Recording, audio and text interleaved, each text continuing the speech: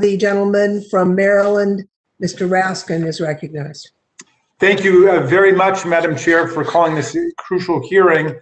Mr. Bolton, there's a 30-to-1 officer to analyst ratio within the threat assessment section, and that's actually not just a ratio. Those are the actual numbers, if I'm reading it correctly, 30 officers to 1 analyst.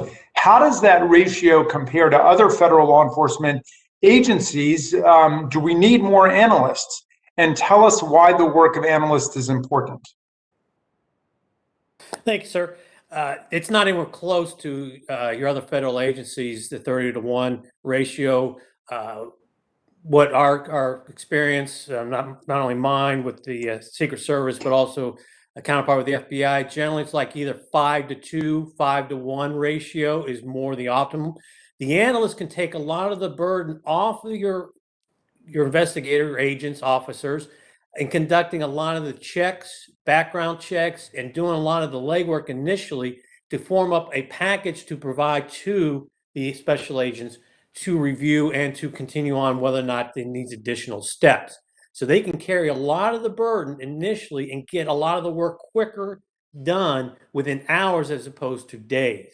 So those analysts are very important as long as they're well-trained with the knowledge and the ability and have the skills. They can take a lot of that burden and they can turn these cases over quicker and more efficiently in making sure we don't miss any steps or we don't miss any particular information that's very important. Your report says that the intelligence operations section, which is responsible for counter-surveillance, had only 13 officers deployed on January 6th to provide actual time intelligence to the department. Does the department have more than 13 counter-surveillance officers, or is that it? And if there were more, why weren't they deployed on the 6th? How many are there? I believe that number is correct, sir. The problem we saw with counter-surveillance is it's not a standalone entity. So when we had the pipe bombs, 3 of the teams went to those pipe bombs, and because they're doing double duty, they started conducting an investigation that left 1 team to cover the Capitol complex. So in other words, if those pipe bombs were intended to be a diversion, plainly speaking, it worked. Yes, sir. So how many officers were diverted to the pipe bombs at the DNC and the RNC? 6. It would have been 6. So it'd be 3 teams. The teams usually run with 2. So there were only 7 officers left for the rest of the siege of the Capitol, basically. Well, 2. So there were 4 teams initially. So it would have been just 2 there, and the other 6, so 8 would have been total. Okay. Now, like I said, they do double duty as well as. Okay. But let me ask you this: how much were our people in threat assessment caught unaware just by the sheer magnitude and ferocity of the violent attack on the Capitol?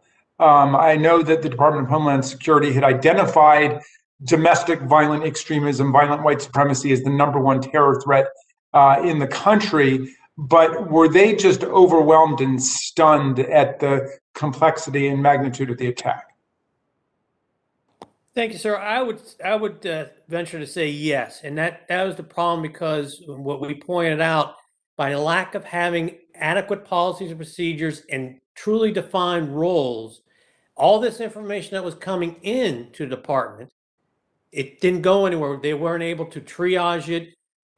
That's why we mentioned like a duty desk that would receive and then disseminate that information, vet it out, and get it out to either the commanders in the field or even down to the frontline officers. So you're saying the information was flowing in, but because there was only 1 analyst, there was no way really to synthesize it, interpret it, and then parlay it into an effective response. That would be a correct assessment. Yes, sir. Okay. Let's see. Do you think that the threat assessment section today can produce standardized intelligence reports that can actually be implemented and used by the force? Well, I know that the department is working on that as we speak. In fact, They have responded to my first written response.